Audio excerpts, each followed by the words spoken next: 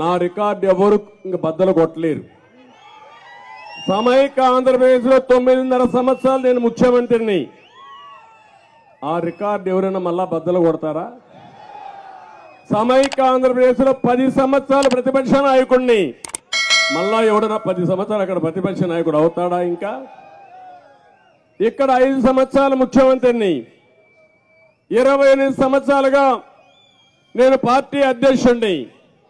దేశంలో ప్రపంచంలో ఒక గౌరవాన్ని తెచ్చాను. మీ అందరి యొక్క ఆశీస్సుల వల్ల నేను గౌరవం వచ్చింది. నాకు కానీ రాష్ట్రానికి కానీ తెలుగు జాతికి గౌరవం తెచ్చాను తప్ప ఎక్కడ కూడా తెలుగు జాతికి అపఖ్యాతి తేలేదని మరొకసారి మీకు తెలియజేస్తున్నా. 175 చోట్ల క్యాండిడేట్లు పెట్టడానికి చంద్రబాబు నాయుడుకి క్యాండిడేట్లు దొరక్క పవన్ కళ్యాణ్తో జత కలిసినా కూడా ఇంకా కూడా అనౌన్స్ చేయలేని దౌర్భాగ్య స్థితిలో ఉంటూ రాష్ట్రం సంగతి దేవుడు ఎరుగు, కనీసం నా కుప్పాన్నైనా నేను కాపాడుకోకపోతే రాబోయే 2024లో 175కి 175 అని జగన్మోహన్ రెడ్డి గారు ఘంటాపదంగా చెప్తున్నప్పుడు మనం ఓడిపోతే తలెత్తుకోలేమన్న భయంతో ఈరోజు కుప్పానికి వెళ్తున్నారు తప్ప మరొకటి కాదు.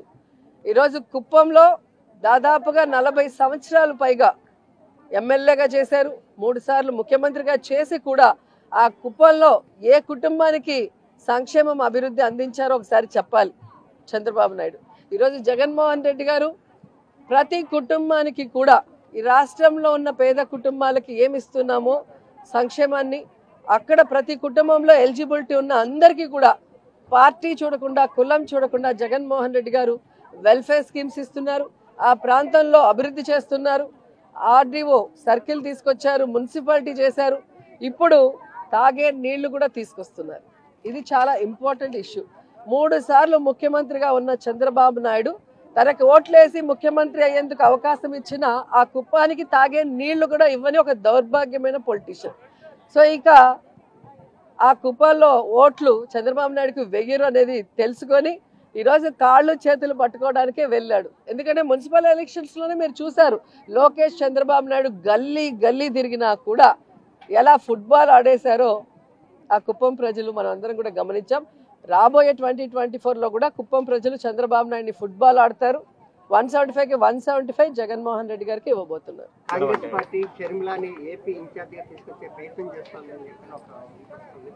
ఏమొస్తుంది? మీకేమైనా ఇబ్బందా? మాకైతే ఏ ఇబ్బంది లేదు. ఎందుకంటే నేను అనేక సందర్భాల్లో చెప్పాను, ఇది ప్రజాస్వామ్య దేశం. ఎవరైనా పార్టీ పెట్టుకోవచ్చు, ఎవరైనా మేనిఫెస్టో అనౌన్స్ చేసుకోవచ్చు, ఎవరైనా పాదయాత్రలు చేయొచ్చు, ఎవరైనా పబ్లిక్ మీటింగ్లు పెట్టచ్చు.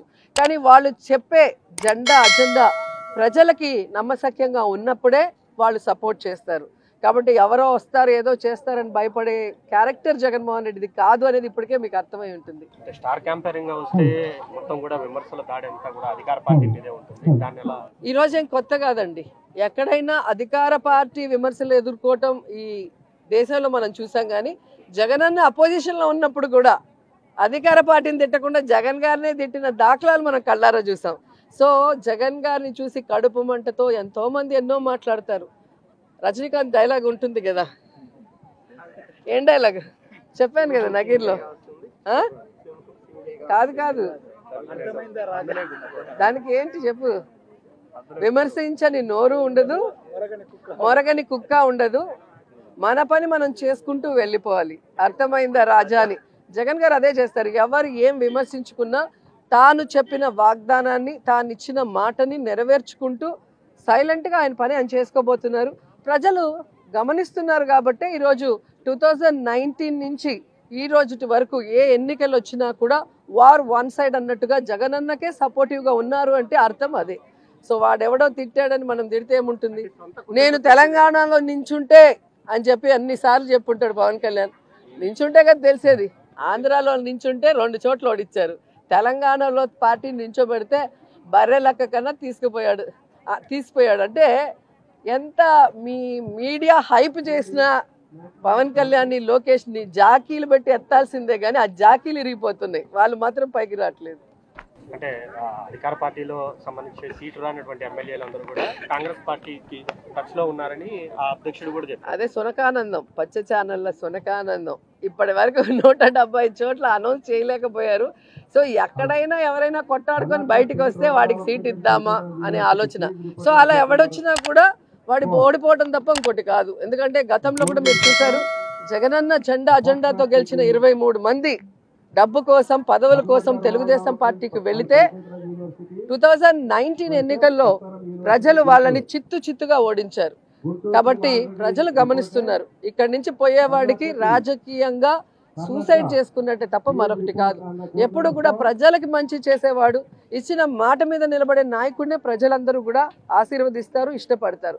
అలాంటి జగనన్నతో ఉంటే ఒక ఎమ్మెల్యే ఎంపీయే కాదు కదండి, ఎమ్మెల్సీలు ఉన్నాయి, కార్పొరేషన్ చైర్ ఉన్నాయి.